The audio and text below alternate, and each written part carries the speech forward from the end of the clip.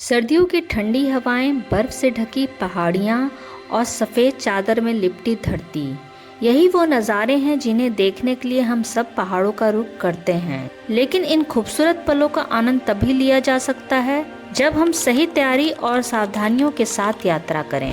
Hello friends, आपका स्वागत है मेरे ट्रैवलिंग चैनल वेकेशन ग्राफ्स में। अक्सर आप सुनते होंगे कि कुछ लोग स्नोफॉल देखने निकले थे और ट्रैफिक में फंस गए, रात कार में बिताना पड़ा, कई गाड़ियों की टक्कर हो गई और इस तरह के कई न्यूज़ सुनने को मिल जाते हैं जब अच्छी खासी भीड़ स्नोफॉल देखने हिल स्टेशन के लिए निकल जाती है।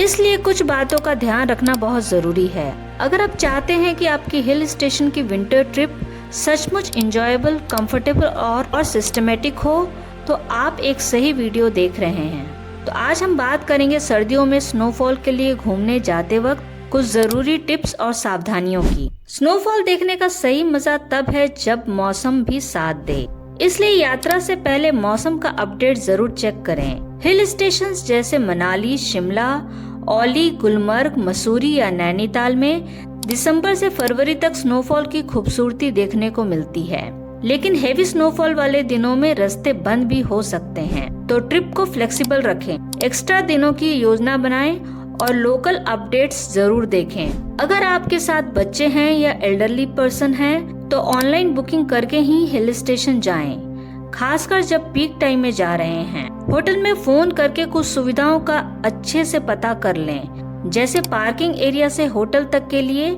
ज्यादा ऊंचाई तक तो चलना नहीं पड़ेगा, या फिर अन्य सुविधाओं के बारे में भी।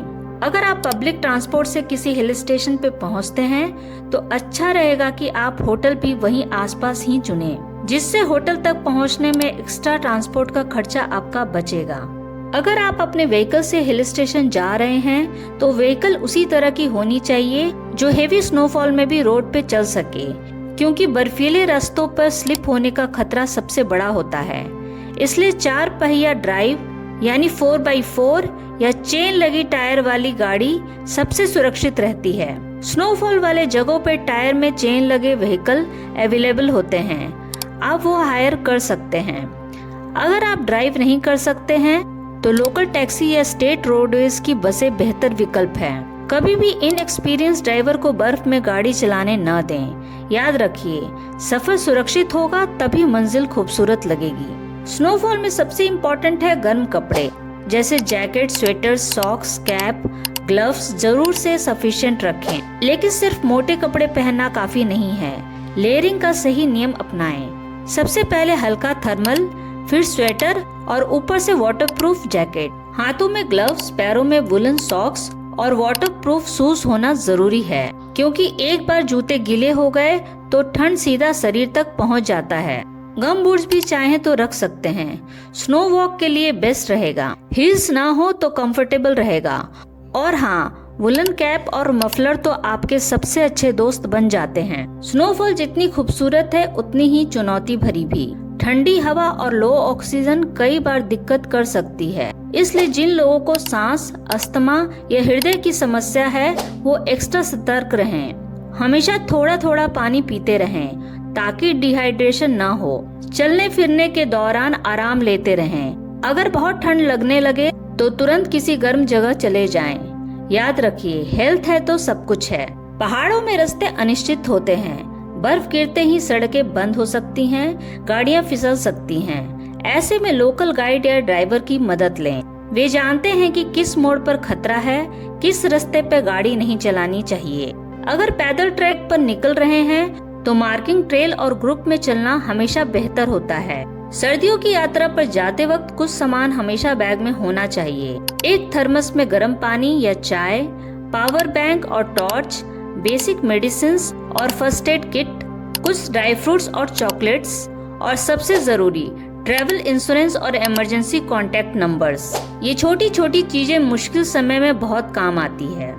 बर्फ में खेलना, स्नोबॉल फाइटिंग करना या स्कीइंग करना, ये पल जीवन भर याद रहते हैं। लेकिन एडवेंचर के साथ साथ सेफ्टी बहुत जरूरी है। स्कीइंग या आइस स्केटिंग केवल सर्टिफाइड इंस्ट्रक्टर की देखरेख में ही करें। गहरे बर्फ में बिना गाइड के न उतरें और क्लिफ्स या बर्फीली नदियों के किनारे सिर्फ दूर से ही नजारे लें। जरा सी चूक बड़ा हादसा बन सकती है। ज्यादातर लोग न्यू ईयर या क्रिसमस पर स्नोफॉल देखने निकलते हैं, जब सबसे ज्यादा भीड़ होती है। इसलिए सबसे पहला काम तो आप ये कर सकते हैं कि आप ऐसी डेट न चुनें जब ज्यादातर टूरिस्ट के भीड़ की संभावना है, जैसे 25 दिसंबर या 1 जनवरी के आसपास का डेट। अगर आप भीड़ से दूर स्नोफॉल का असली चार्म चाहते हैं तो आप वीकेंड की जगह वीकडेज भी प्लान कर सकते हैं। अगर आप मिड जनवरी फरवरी में जाते हैं तो इन दिनों में भीड़ कम और बर्फ ज्यादा होती है और आपका अनुभव कहीं ज्यादा शांत और सिनेमैटिक रहेगा। कम भीड़ वाले टाइम में अगर आप जाते हैं तो आपको होटल, व्हीकल और फूड के रेट भी थोड़ा डाउन मिलेगा। मेरा एक सजेशन और रहेगा कि आप फेमस हिल स्टेशन की जगह ऑफ बीट हिल स्टेशन को चुन सकते हैं, खासकर यदि आप क्रिसमस या न्यू ईयर टाइम में ही हिल स्टेशन जाना चाहते हैं तो। स्नोफॉल के पलों को सिर्फ कैमरे में ही कैद मत कीजिए, बल्कि अपनी आंखों से भी महसूस कीजिए। हर स्नोफॉल, हर ठंडी हवा, हर सफेद नजारा एक जादुई एहसास है। फोन की स्क्रीन से दूर होकर उन लम्हों को अपनी यादों में सहेज लीजिए, क्योंकि यही मेमोरीज आपके सफर को खूबसूरत बनाती है। तो ये थी कुछ इम्पोर्टेंट टिप्स जो अगर आप अपनाते हैं तो हिल स्टेशन में स्नोफॉल का मजा आप बिना किसी प्रॉब्लम के अच्छे से ले सकते हैं।